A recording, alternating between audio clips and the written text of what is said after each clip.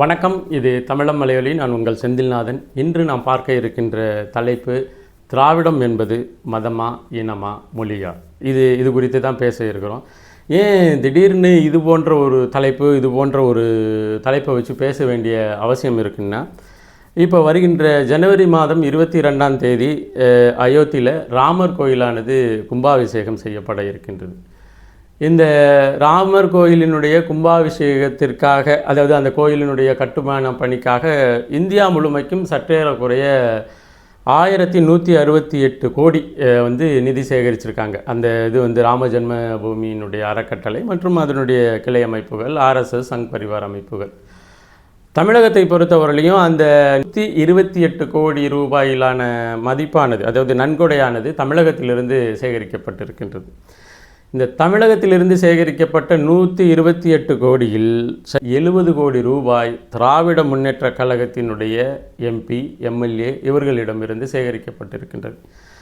அது திருவள்ளூரினுடைய மாவட்ட செயலாளரில் தொடங்கி செஞ்சி மஸ்தான் முடிய இன்றும் கூட திரைமறைவில் நிறைய, அதாவது ராமேஸ்வரத்திலிருந்து மணி வாங்கி அனுப்பிச்சது மதிப்புறு அவங்க கனிமொழி MP அவர்கள் வாங்கி கொடுத்துருக்காங்க அப்படின்னெல்லாம் ஒரு ரூமர். அது ரூமரோ அது உண்மையோ பொய்யோ அதான் அறியப்படாத செய்திகள். ஆனால் ராம ஜென்ம பூமி அந்த அறக்கட்டளை வெளியிட்ட இல்லை அந்த பட்டியலில், அவங்களுக்குள்ளே உள்ள பட்டியலின்படி திராவிட முன்னேற்ற கழகத்தினை சேர்ந்த MP, MLA அவர்கள் 60 கோடியிலிருந்து 76 கோடி ரூபாய் வரலையும் இந்த நிகழ்ச்சிக்கு, இந்த நிகழ்வுக்கு, அதாவது ராமர் கோயில் கட்டுமான பணிக்கு நன்கொடையாக கொடுத்துருக்குறாங்க.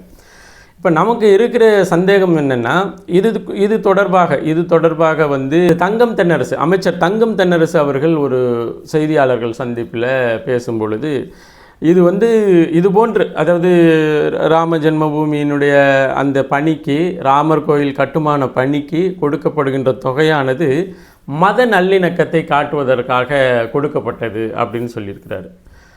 மத நல்லிணக்கம்ங்கிறது 2 மதங்களுக்கு இடையே உருவாகுவது. ஒரு மதம், அதாவது இப்போ இந்து மதம் அப்படிங்கிற ஒரு இந்து மதத்திற்கு இஸ்லாம்ங்கிற மதம் போய் நின்று அதனுடைய சுக துக்கங்களுக்கு பங்கு பெற்றுச்சுன்னா அது ஒரு மத நல்லிணக்கம். அதே போல் ரம்ஜான் இது போன்ற நிகழ்வுகளில் இந்து மதத்தை சார்ந்த ஒரு அமைப்பினர் இஸ்லாமியர்கள் பாதிக்கப்படும் பொழுது, அல்லது இஸ்லாத்தில் ஒரு பிரச்சனை வரும் பொழுது, அல்லது இஸ்லாமியர்களுக்குள்ள ஒரு சிக்கல் வரும் பொழுது ஒரு மதத்தின் அமைப்பாக போய் அவங்க பக்கத்தில் நின்று அவங்களுக்கு உதவி செய்வது அதாவது இஸ்லாம் மதத்தோடு இந்து மதம் நல்லிணக்கத்தோடு இருக்குது, அதை காட்டுகிற விதமாக நாங்கள் 2 பேரும் ஒன்றா இருக்கோம் அப்படின்னு சொல்லலாம். ஆனால் தங்கம் தென்னரசு அவர்கள் எதற்காக இதை மத நல்லிணக்கம் என்று சொன்னார். அதாவது செஞ்சி மஸ்தான் கொடுத்த தொகையிலிருந்து திரைமறைவில் பேரை சொல்லிக்காமல், பேரை வெளியிடாதீங்க அப்படின்னு சொல்லி கொடுத்த தொகை வரையிலையும் 70 கோடி ரூபாய் மதிப்பிலான நன்கொடை தமிழகத்தில் இருக்கின்ற திராவிட முன்னேற்ற கழகத்தை சேர்ந்த 35 MLAக்கள் கொடுத்துருக்காங்க. கூடுதலாக 16 MPக்கள் கொடுத்துருக்குறாங்க. அது பட்டியலெல்லாம் விரைவில் கூட வெளியிடலான்னு வச்சுக்கோங்களேன். நம்ம அதுக்குள்ளே போகலை. ஆனால் இவங்க திராவிட முன்னேற்ற கழகத்தை பொறுத்தவரையிலையும் இந்த நிகழ்விற்கு நாங்கள் நிதி உதவி கொடுக்கல, நன்கொடை கொடுக்கலன்னு யாரும் மறுக்கலை. தங்கம் தென்னரசு அவர்களே என்ன சொன்னாங்கன்னா, இதை மத நல்லிணக்கம்னு சொல்லிட்டாங்க. இப்போ நமக்கு ஒரு கேள்வி என்னென்னா, இப்போ இது சாதாரண ஒரு கோயில் தாங்க. இது ஒரு கோயில். அந்த கோயிலை ஒரு பெரும்பான்மையான சமூகம் அதை விரும்புது அப்படின்னு சொல்கிறாங்க. அதாவது ராமரை வழிபடுகக்கூடியவர்கள் அதை விரும்புகிறாங்கன்னு சொல்கிறாங்க. அப்போ இந்த கோயிலை கட்டணுங்கிறது அவங்களுடைய நோக்கமாக கூட இருக்குது. இந்த கோயில் கட்டுமானம் ஏற்கனவே பிரச்சனைக்குரிய, அதாவது நீங்கள் ராமர் கோயிலை இந்த புள்ளம்பாடியிலையோ அல்லது தாம்பரத்துலேயோ அல்லது ஏதோ ஒரு இடத்துலையோ கட்டுறாங்க. அந்த கட்டுற கோயிலுக்கு நாங்கள் நன்கொடையை கொடுத்து மத நல்லிணக்கத்தை காட்டுறோம் அப்படின்னு நீங்கள் சொல்லியிருந்தோம். அது மத நல்லிணக்கம்ங்கிற வார்த்தையே தவறானது, அதுக்கு நம்ம பின்னாடி வருவோம். அது மாதிரி சொல்லியிருந்தால் கூட பிரச்சனை இல்லை. ஆனால் ஏற்கனவே இருந்த பாபர் மசூதியை இடித்து விட்டு அந்த இடத்துல ராமர் கோயிலுடைய கட்டுமான பணிகளை நிர்வகிக்கிறாங்க. ரொம்ப ரொம்ப ரொம்ப இந்திய ஒன்றியத்தினுடைய ஒற்றுமைக்கு சவாலான காரியத்தை அவங்க செய்கிறாங்க. சவாலான காரியம்னா எதிரான காரியம். ஏன்னா ராமர் கோயில் அந்த இடத்துல இருந்துச்சா இல்லையா அப்படிங்கிற பகுப்பாய்வு இன்னும் முடியாத ஒரு சூழல் இருக்குது. அந்த நேரத்தில் கட்டுமான பணிக்கு சரி, அது உச்சநீதிமன்ற தீர்ப்பாக பிறகு அது கட்டுதுன்னு வச்சுக்கோங்களேன். ஆனால் அந்த இடத்துல இவங்க நன்கொடை கொடுக்காட்டினா யார் இவங்களை குறை சொல்லிட போகிறா? திராவிட முன்னேற்றக் கழகம் ராம ஜென்மபூமி அவர்கள் அந்த அமைப்பு கேட்டதற்கு நன்கொடை கொடுக்கல அப்படின்னு சொன்னால் யாராச்சும் ஒருத்தர் வந்து இல்லை நீ நன்கொடை கொடுத்தே ஆகணும் அப்படின்னு யாராச்சும் சொல்ல போகிறாங்களா? அப்படி எந்த அவசியமும் இல்லை. அதே போல் ராம ஜென்மபூமியில் கட்டப்படுற கோயில் வந்து அவர்களுடைய புனித நோக்கத்திற்காக மட்டும் கட்டப்படுது, அதனால் கொடுக்குறோம்னா இல்லை. அது புனித நோக்கத்தை தாண்டி ஒரு அரசியலாக பாபர் மசூதியை இடிக்கப்பட்ட இடத்துல கட்டப்படுது. அப்போ திராவிட முன்னேற்றக் கழகத்திற்கு என்ன இந்த இரட்டை நிலைப்பாடு அப்படின்னு நீங்கள் பார்த்தீங்கன்னா, நீங்கள் தொட்டு பாருங்களேன். நீங்கள் வந்து இங்கே வந்து பிராமண எதிர்ப்பு அப்படின்னு சொல்லி கொண்டு இருக்கின்ற திராவிட முன்னேற்றக் கழகமோ அல்லது திராவிட கழகமோ நம்ம முன்னோர்கள் அயோத்திதாச பண்டிதராக இருக்கட்டும், தமிழை சீனிவாசனாக இருக்கட்டும், வர்ணாசிரமத்தை எதிர்த்த தமிழ் முன்னவர்கள் நிறைய பேரை பட்டியலிடலாம். அதெல்லாம் விட்டுட்டு இவர்கள் வந்து வர்ணாசிரமத்தை எதிர்த்த பல பேரை நம்மளால் பட்டியலிட முடியும். ஆனால் திராவிடர் கழகத்தினர் வர்ணாசிரம எதிர்ப்பு என்ற பெயரில் திரைமறைவில் வந்து கூடுகிற கூட்டத்தை, அதாவது கூடி குழாவுவதை தான் நம்ம பன்னெடுங்காலமாக பார்க்குறோம். அதுக்கு இன்னொரு எடுத்துக்காட்டு அப்படின்னு நம்ம போனோம்னா, அண்ணாவினுடைய மாபெரும் தமிழ் கனவு அந்த புத்தகத்தை தொகுத்தது யார், வெளியிட்டது யார் அப்படிங்கிற ஒரு கேள்வியை கேளுங்க. அதன் பிறகு கலைஞர் கருணாநிதி அவர்களுடைய வாழ்க்கை வரலாறு, அரசியல் போக்கை குறித்து ஒரு புத்தகம், அதனுடைய தொகுப்பு, அதை தொகுத்தது யார், வெளியிட்டது யார், அப்புறம் கேள்வி. இப்போ ஒரு புத்தகத்தை இந்து தமிழ் திசை வெளியிட்டிருக்கு. இவரே தமிழ் தலைவர். பெரியாரை பற்றிய, அவருடைய வாழ்க்கை குறிப்புகளை பற்றிய, அவர்களை பற்றிய ஒரு புத்தகத்தை வெளியிட்டிருக்கு. அதாவது அண்ணா, கருணாநிதி, பெரியார், இல்லை இப்போ இந்த வரிசையிலே வச்சுக்கோமே, பெரியார், அண்ணா, கருணாநிதி. இவங்க அரசியலே வந்து பிராமண எதிர்ப்பு, பிராமணர்களை எதிர்ப்பு, பிராமண தத்துவத்தினுடைய எதிர்ப்பு, மூட நம்பிக்கையுடைய எதிர்ப்பு இது. ஆனால் இந்துத்துவாவை முன்மொழிகின்ற இந்து தமிழ் திசை, அதில் உள்ள தொகுப்பாளர்கள், எழுத்தாளர்கள் எல்லாமே ஹார்ட்கோர் ஹிந்துத்துவா அப்படின்னு சொல்லுவோம் இல்லையா, மிக மிக அடிப்படையான இந்துத்துவவாதிகள். இப்போது இவர்களுடைய வாழ்க்கை வரலாறு தொகுக்கப்பட்டதே அவங்க தான் தொகுக்கிறாங்கன்னா, இவர்கள் இந்த இந்துத்துவா அல்லாத அமைப்புகளை, அதாவது பிராமணர் அல்லாத அமைப்புகளை நம்புவதை தாண்டி பிராமணர்களை நம்புகிறார்கள் திராவிட கூடாரங்கள். குறிப்பாக கலைஞர் குடும்பம். திராவிட கூடாரம்னா என்ன, கலைஞர் குடும்பம் பண்ணுறதுக்கு வாலாட்டுறது தான் இப்போதைக்கு திராவிடர் குடும்பம் அப்படி இருக்குது. இப்போ அதை தாண்டி வந்து புதிய சட்ட திருத்தங்கள்லாம் கொண்டுட்டு வந்தாங்க. இப்போ வந்து அதிகபட்ச ஆட்களோட வந்து நிறைவேற்றப்பட்டதுன்னு வச்சுக்கோங்களேன். அதில் வந்து சட்டத்தில் உள்ள ஓட்டைகள், சட்டத்தில் உள்ள பிரச்சனைகளை பற்றி பேசினாங்களே ஒழிஞ்சு, அந்த சட்டத்தின் பெயரே இந்திய அரசியலமைப்பு சட்டம், அதற்கு முன்னாடி வச்ச பேர் என்ன, இவர்கள் வந்து அரசியலமைப்பு சட்டத்தை மாற்றிய பிறகு அந்த சட்டத்திற்கு வைத்த பேர் என்ன அப்படிங்கிறதுலேயே மிக தீவிரமாக இந்திய அரசியலமைப்பு சட்டத்தினுடைய பெயரை குறிப்பிடுவதில் கூட அவர்கள் வந்து சமஸ்கிருதத்தை வந்து புகுத்திருக்கிறாங்க, ஹிந்தி சமஸ்கிருதத்தை புகுத்திருக்காங்க. அப்போது இதையெல்லாம் எதிர்க்கவே இல்லை.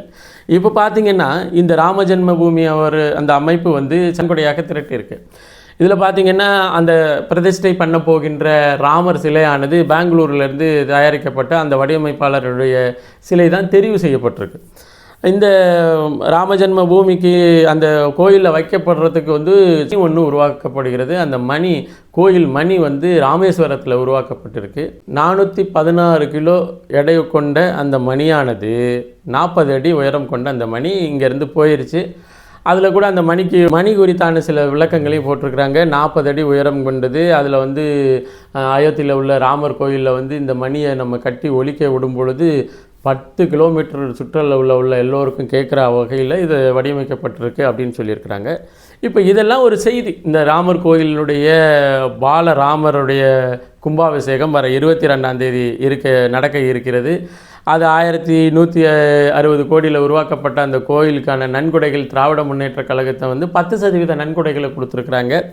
அதன் பிறகு அதற்கான விளக்கமாக சொல்கிற செய்தி என்னென்னா, அமைச்சர் தங்கம் தென்னரசு என்ன சொல்கிறாருன்னா, அது ஒரு மத நல்லிணக்கம் அப்படிங்கிறாங்க. இப்போது இங்கே உள்ள சிக்கல், தத்துவார்த்த சிக்கல் வந்து நமக்கு புரியலையா, இல்லை திராவிட கழகத்தில் இருக்கிறவங்க, திராவிட முன்னேற்ற கழகத்தில் இருக்கிறவங்களுக்கு புரியலையா நம்மளுக்கு தெரியல. மத நல்லிணக்கம் என்பது 2 மதங்களுக்கு இடையே உருவாவது நடப்பது. அப்போது இது மத நல்லிணக்கம் என்று நீங்கள் எடுத்துக்கிட்டீங்கன்னா, திராவிடம் என்பது மதமா என்கின்ற ஒரு கேள்வி வருது. இந்த கேள்விக்கு அடுத்தபடியாக இல்லைங்க திராவிடங்கிறது வந்து மதம்லாம் இல்லைங்க அப்படின்னு சொல்லி அடுத்த இடத்துக்கு, அதாவது ஒரு இனமா அப்படின்னு சொன்னால் ஒரு இனம்ங்கிறது வந்து அதனுடைய வேரிலிருந்து அந்த மொழி சார்ந்த ஒரு அமைப்புக்குள்ளேயும் அதற்கென்று வடிவமைக்கப்பட்ட தனிப்பட்ட பண்பாட்டு கலாச்சார பரிவர்த்தனைகளை உடையதாக இருக்கணும். அந்த வகையில் பார்த்திங்கன்னா திராவிடம் என்பது இனமாகவும் இருக்க முடியாதது. மொழி என்று சொன்னால் மொழின்னு நம்ம கொண்டுட்டு போனால் திராவிட மொழி என்ற ஒற்றை மொழி ஒரு மொழின்னு எதுவுமே கிடையாது. யாரெல்லாம் கருப்பேன் சுப்பேன் மாயாண்டி முனியாண்டின்னு இருக்கிறாங்களோ அவங்கெல்லாம் கிராமத்தாண்டா அப்படின்னு ஒரு பேர் வைக்கிற மாதிரி இதெல்லாம் சமஸ்கிருதம் அல்லாத ஹிந்தி அல்லாத மொழிகளோ அல்லது தமிழ் மொழியிலிருந்து கிளைத்த மொழிகளோ அதெல்லாம் வந்து திராவிட மொழிகள் என்று பேர் வச்சுறது. அப்போ இதுலேயும் தவறு நடந்து போச்சு. ஆனால் இவங்க ஏன் மத நல்லிணக்கம் என்று இப்போ கொண்டுட்டு வர்றாங்க? திராவிடம் என்கின்ற ஒரு மத நல்லிணக்கம் என்ற ஒரு சொல்லாடல் இவங்க ஏன் வருதுன்னா, எதிர்காலத்தில் இந்த திராவிடத்தை மதமாக மாற்றுகின்ற ஒரு சிந்தனை கூட இருக்கட்டும். ஏன்னா இன்றைக்கி பெரியார் கோயிலுக்கு வந்து இன்றைக்கி வந்து பெரியார் சிலைக்கு மாலை போடுறாங்க. சில பேர் ஒரு படி மேலே போய் பெரியாரை வந்து தெய்வமாக வணங்க ஆரம்பிச்சிட்டாங்க. கலைஞருடைய சமாதியில் கட்டை அடிக்க ஆரம்பிச்சிட்டாங்க. அது மாதிரி தொடர்ச்சியாக போய்கிட்டுருக்கு. அப்போ இந்த மண்ணில் பொறுத்தவரையிலையும் அயோத்தியில் அமையப்போகின்ற ராமர் கோயில் எதிர்க்கப்பட வேண்டியதா அல்லது ஏற்கப்பட வேண்டியதாங்கிற கருத்துக்குள்ளே நம்ம போகலை. அது ஒரு பெரிய விவாதத்துக்குரியது.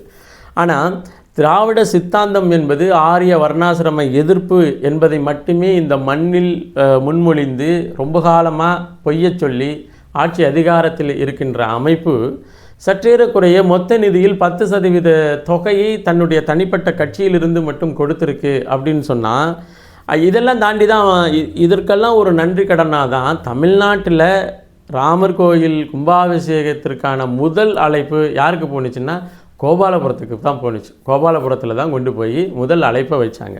அதன் பிறகு தான் எடப்பாடி பழனிசாமியை வந்து அழைச்சிருக்காங்க அந்த ராமஜன்ம பூமியினுடைய அந்த அமைப்புகள். இவங்க என்ன பண்ணுவாங்கன்னா, திராவிட முன்னேற்ற கழகம் வந்து இன்னமும் வந்து பிஜேபியோட ஒரு கூட்டணிக்கு போக போகிறாரு அப்படின்னு பேசிகிட்டு இருப்பாங்க. அதிமுக பிஜேபியினுடைய பி டீம் அப்படின்னு திராவிட முன்னேற்ற கழகம் பேசிகிட்டு இருப்பாங்க. ஆனால் முதல் அழைப்பு ராமஜன்மபூமி கோயில் திறப்பு விழாவுக்கான முதல் அழைப்பு வந்து அறிவாலயத்தில் கொண்டு போய் வச்சுருக்கிறாங்க. இதுதான் இங்கே நடக்கிற சிக்கல். அதனால் இங்கே திராவிட முன்னேற்ற கழகம் வந்து ஒரு மதமாக திராவிடம் என்கின்ற சித்தாந்தத்தை, அது இல்லாத சித்தாந்தத்தை கட்டமைக்க முயற்சிக்கிறது அப்படின்னு நம்ம எடுத்துக்கொள்ள நேரிடும். எப்படி அந்த அதாவது இந்து மதம் என்று சொல்லக்கூடிய அந்த அடிப்படைவாதங்கள் நிறைந்த அந்த மதம் எவ்வளவு வந்து கொடுமையானதோ, எவ்வளவு அடிப்படையானதோ, எவ்வளவு பகுத்தறிவுக்கு ஒவ்வாததோ ஒரு செயல்பாடுகளை கொண்டதோ, அதே போல் திராவிடம் என்கின்ற மதமும் அந்த மதத்தின் கடவுளாக கும்பிடப்படுகின்ற பெரியார் என்கின்ற நபரும் மிக மிக மோசமான அடிப்படைவாதிகள், மிக மிக மோசமான பகுத்தறிவு சிந்தனைவாதிகள் என்பதை பதிவு செய்து, இவங்க ராமரெல்லாம் எதிர்க்க மாட்டாங்க. ராமரை எதிர்க்கிறோம் என்கின்ற பெயரில் ஒரு மண்ணின் பெரும்பான்மை சமூகத்தை ஏமாற்றி பிழைப்பது தான் திராவிட சித்தாந்தத்தின் நோக்கம் என்பதையும் பதிவு செய்து மீண்டும் ஒரு காணொளி பதிவில் இணைவோம். நன்றி, வணக்கம்.